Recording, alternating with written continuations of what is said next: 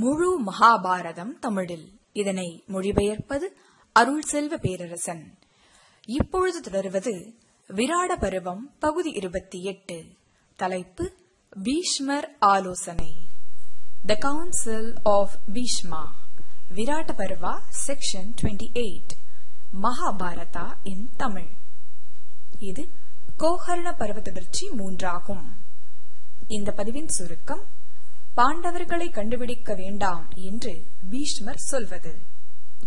யுதிஷ்டன் இருக்கும் இடங்களில் எத்தகைய பண்புகள் நிறைந்திருக்கும் என்பதை பீஷ்மர் சொல்வது. இப்பொழுது விராட பருவம் பகுதி 28 பீஷ்மர் ஆலோசனை இப்பதிவிற்குள் நுழைவோம். வைசம்பாயனர் ஜனமேஜயனிடம் சொன்னார். பிறகு துரோணர் தனது பேச்சை முடித்ததும், வேதங்களை அறிந்தவரும் காலம் மற்றும் இடத்தின் தன்மைகளை அறிந்தவரும் அறநெறிகளின் அனைத்து கடமைகளை குறித்த அறிவை கொண்டவரும் பாரதர்களின் பெரும் பாட்டனும் சந்தனுவின் மகனுமான பீஷ்மர் அந்த ஆசானின் துரோணரின் வார்த்தைகளை பாராட்டிவிட்டு, நேர்மையற்றவர்களால் அதிகம் பேசப்படாதவனும் நேர்மையானவர்களால் விரும்பி சந்திக்கப்பட்டு புகழப்படுபவனுமான அறம் சார்ந்த யுதிஷ்டன் மீது தாம் கொண்ட பிணைப்பை வெளிப்படுத்தும் வண்ணமும், பாரதர்களின் நன்மைக்கு வழிவகுக்கும் வண்ணமும் அறம் சார்ந்த வார்த்தைகளை பேசினார். பீஷ்மர் பேசிய வார்த்தைகள் பாகுபாடற்றவையாகவும் ஞானிகளால் வழிபடப்படுபவையாகவும் இருந்தன. குருக்களின் பெரும் பாட்டன் பீஷ்மர் கூறினார். மறுபிறப்பாளரும் அதாவது பிராமணரும் ஒவ்வொரு காரியத்தின் உண்மையை அறிந்தவருமான துரோணர் சொன்ன வார்த்தைகளை நான் ஏற்கிறேன். இதை சொல்வதில் எனக்கு எந்த தயக்கமும் இல்லை.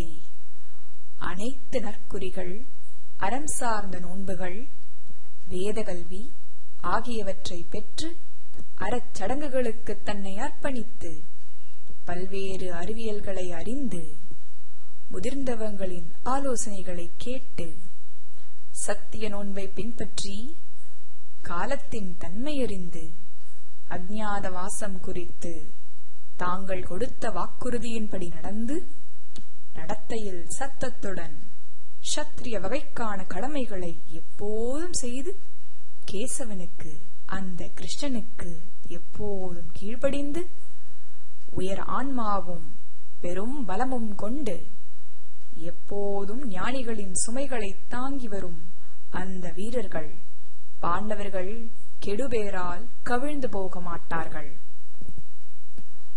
அறத்திற்கு கீழ்ப்படிந்து மறைந்திருக்கும் வாழ்வை வாழ்ந்து வருபவர்களும் தங்கள் சக்தியின் துணை கொண்டவர்களுமான அந்த பாண்டுவின் மகன்கள் பாண்டவர்கள் நிச்சயம் அழிவை அடைய மாட்டார்கள். இதைத்தான் எனது மனது உத்தேசமாக கணிக்கிறது. எனவே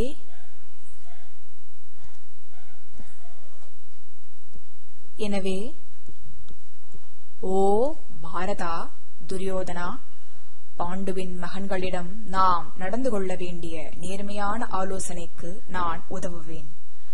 ஒற்றர்களைக் கொண்டு அவர்களை கண்டுபிடிக்கச் செய்வது விவேகமுள்ளவனின் கொள்கையாக இருக்காது.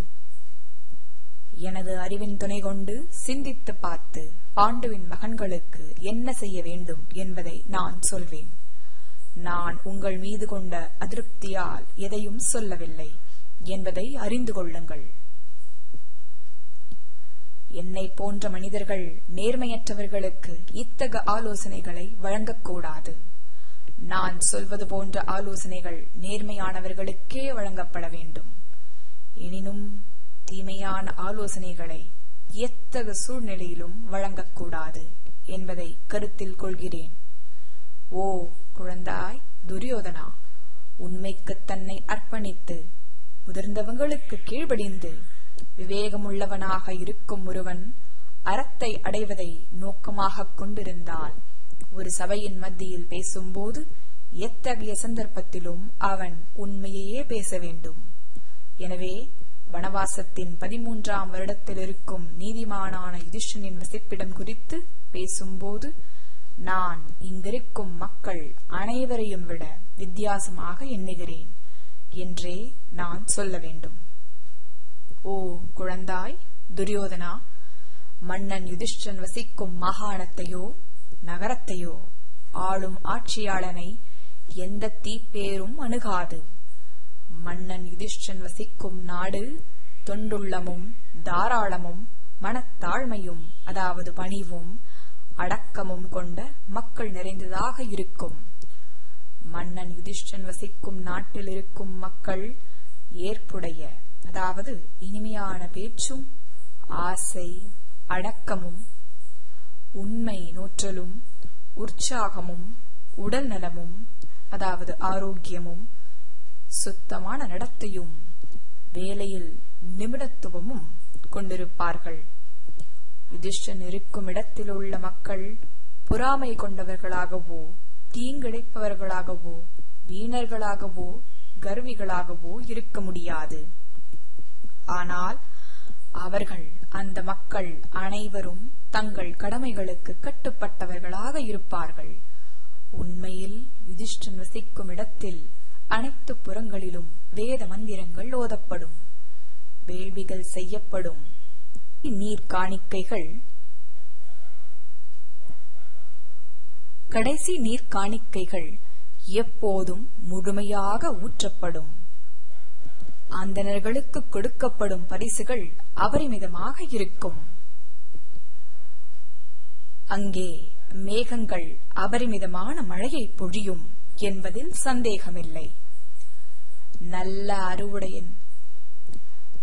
அறுவடையின் காரணமாக அந்த நாடு எப்போது அச்சமற்றதாக இருக்கும். அங்கே நெல்லில் தானியம் இல்லாதிருக்காது. பழங்கள் சாரற்றவையோ, அதாவது ரசமற்றவையாக இருக்காது. மலர் மாலைகள் நறுமணமற்றவையாக இருக்காது. மனிதர்களின் விவாதங்கள் ஏற்புடைய இனிமையான சொற்கள் நிறைந்தவையாகவே எப்போதும் இருக்கும். மன்னன் யுதிஷ்டன் வசிக்கும் இடத்தில் தென்றல் சுகமாக வீசும். மனிதர்களின் கூடுகைகள் நட்புடன் இருக்கும். அச்சத்திற்கான எந்த காரணமும் இருக்காது. மெலிந்தோ பலமற்றதாகவோ எந்த பசுவும் இருக்காது. அங்கே பசுக்கள் நிறைந்திருக்கும். பால், தயிர், நெய் ஆகிய அனைத்தும் சுவைமிக்கதாகவும் சத்தானதாகவும் இருக்கும்.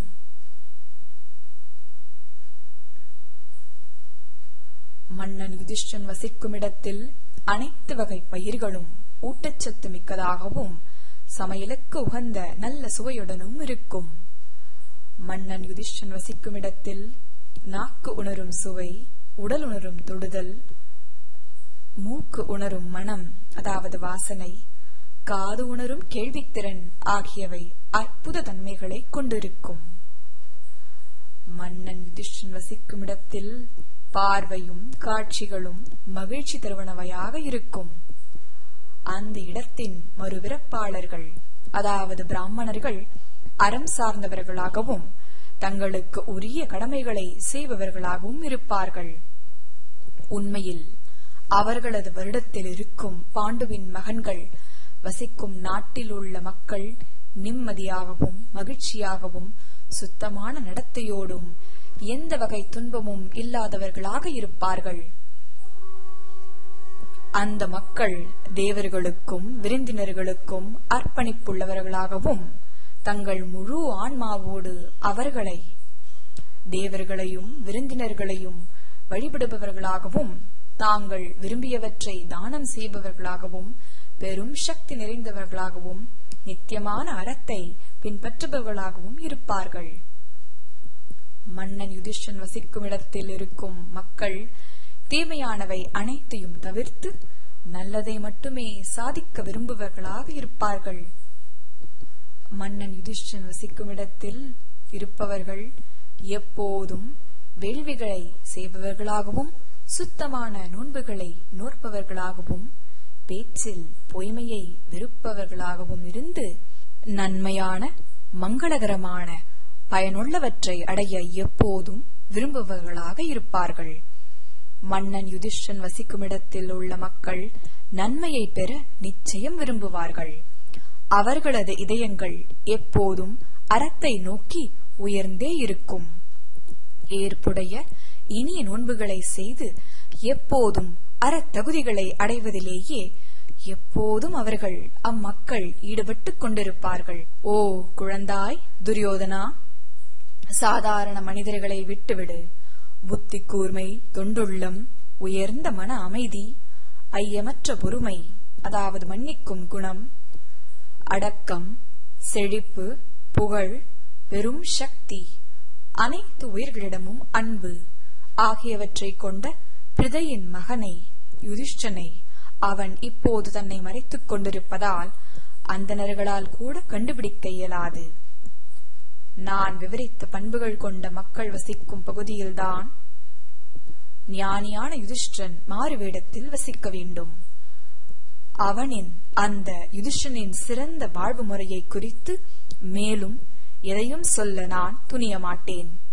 இவையாவையும் நினைத்து பார்த்து, ஓ குருகுலத்தின் இளவரசே துரியோதனா, உண்மையில் என் மீது நீ ஏதாவது நம்பிக்கை கொண்டிருந்தாயானால் எது நன்மையை தரும் என்று நீ நினைக்கிறாயோ அதை காலந்தாழ்த்தாமல் செய் என்றார் பீஷ்மர். இத்துடன் விராட பருவம் பகுதி 28 பீஷ்மர் ஆலோசனை இப்பதிவு நிறைவுற்றது.